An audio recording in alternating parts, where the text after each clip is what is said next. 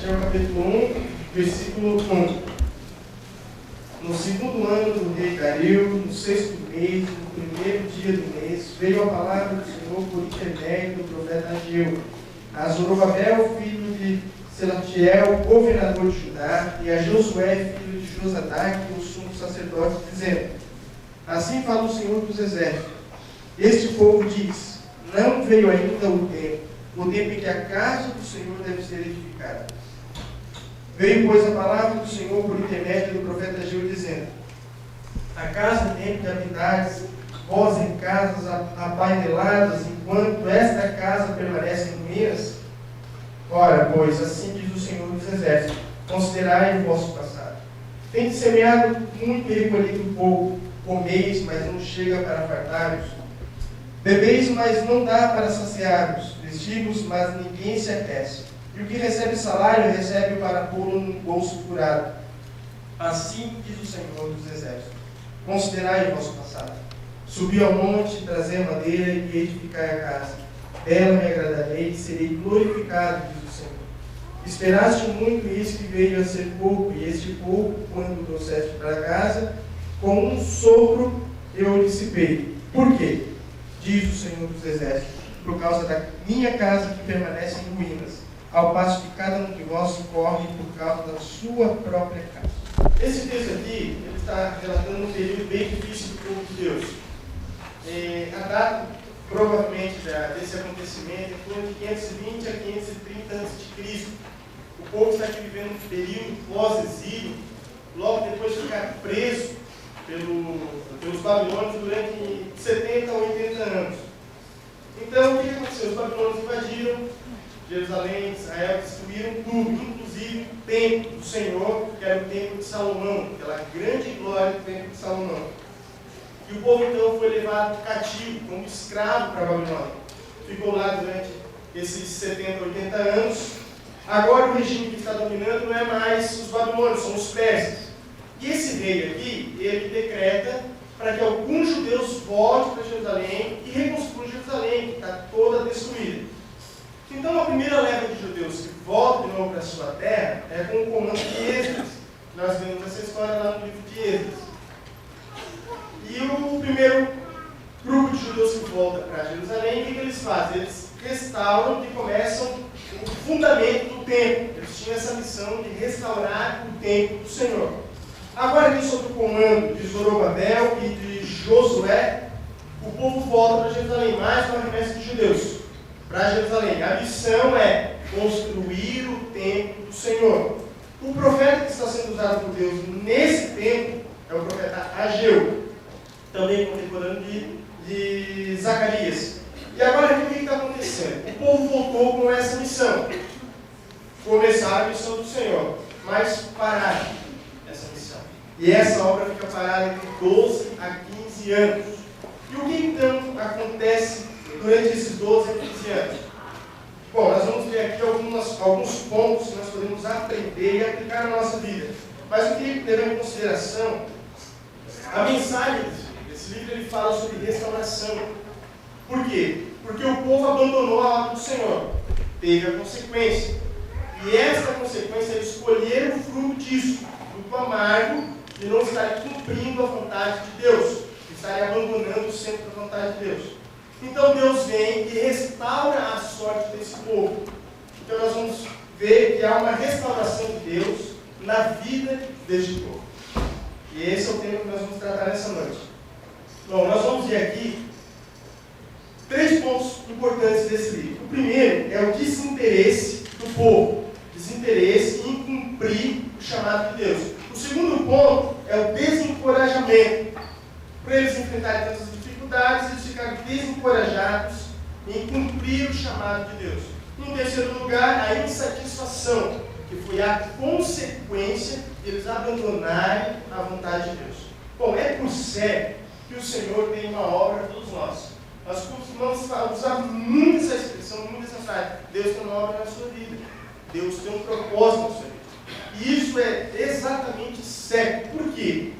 Tem 2 livros até que venderam muito falando sobre isso. Uma Vida com Propósito. Um é do Rick Warren e o outro é de Kenneth Witz. que falam muito sobre viver com propósito, que na verdade é exatamente isso. O chamado de Deus para cada um de nós é com um propósito. Todos nós temos um chamado a cumprir.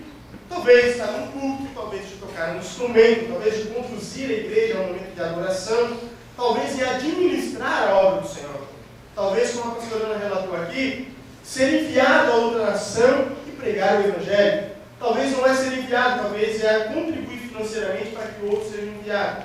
Mas a questão é que na obra do Senhor, todos nós temos um lugar. E Paulo relata bem isso, fazendo a comparação da igreja, que nós vimos no culto de quinta-feira, somos igreja. Nós. Quem é a igreja? Nós somos comparados a um corpo humano, que diz que totalmente ligado, com todas as juntas, ligaduras, funciona perfeitamente. Se nós estamos aqui hoje, algum órgão vital nosso parar de funcionar, nós vamos morrer, porque ele deixou de cumprir o propósito a qual ele tem no nosso corpo. Às vezes, por mais pequeno que seja, insignificante, como um dedinho da mão ou um dedinho do pé, achamos que não tem utilidade, mas lembramos bem dele quando chutamos aqui na Ivanês. Não é verdade?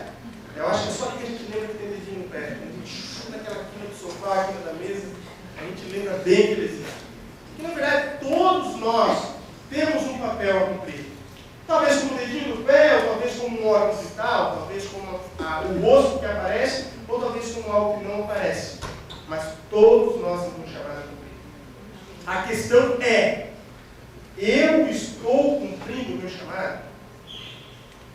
Eu já descobri qual é o meu lugar? Se eu descobrir o que eu estou fazendo com o chamado que Deus me deu,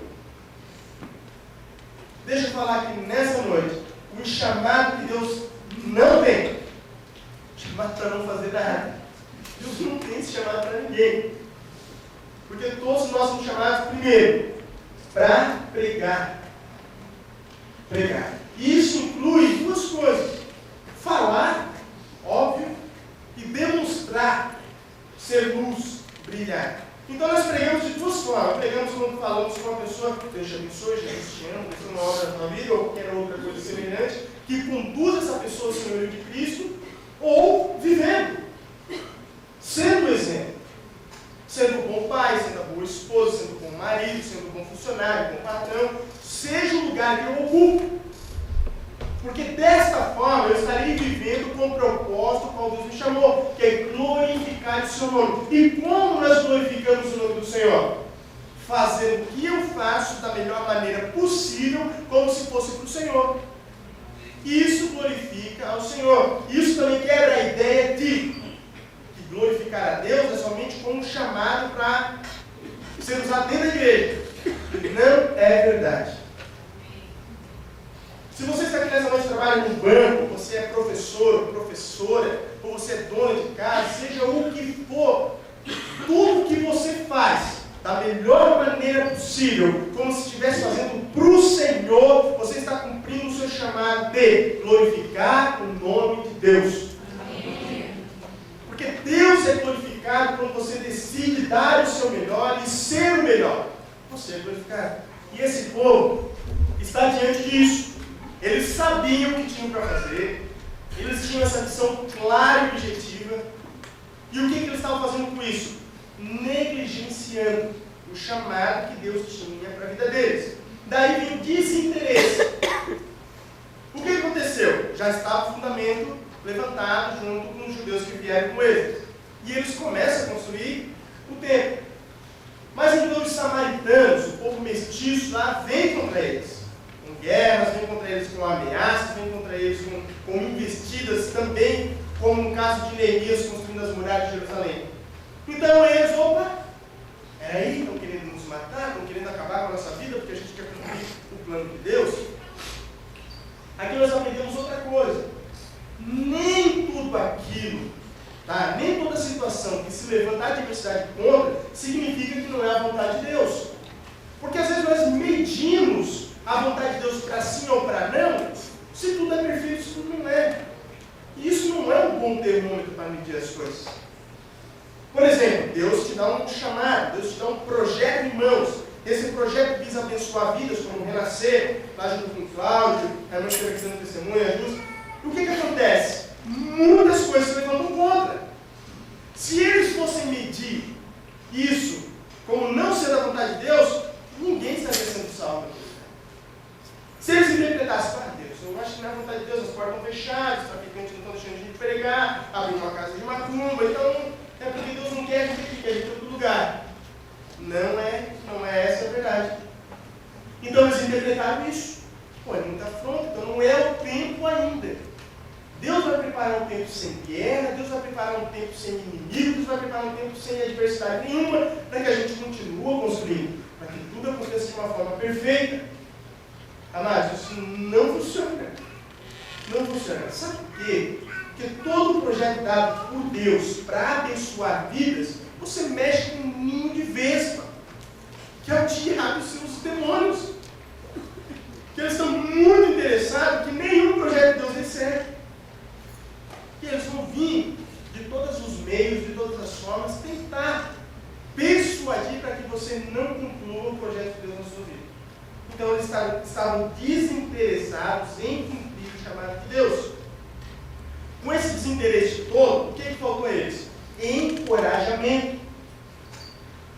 Porque eles sabiam, eles olhavam em ruínas, sabiam o que tinham que fazer, e sabiam que se cumprisse o que tinham para fazer, teriam boas consequências, mas ninguém colocava a mão para fazer. Estava todo mundo desinteressado. Ou seja, o desânimo foi geral, contagiou a todos. Amados, nós não podemos esperar alguém tomar a frente quando nós sabemos o que tem que fazer. É igual o casamento. Por que muito casamento dá errado? Porque eles vão até a última consequência esperando pelo outro. Esperando pelo outro pedir perdão, esperando pelo outro para reconciliar, esperando pelo outro para mudar, esperando pelo outro para fazer a diferença. Enquanto esperarem pelo outro, esperar a vida toda. E vai acabar no divórcio.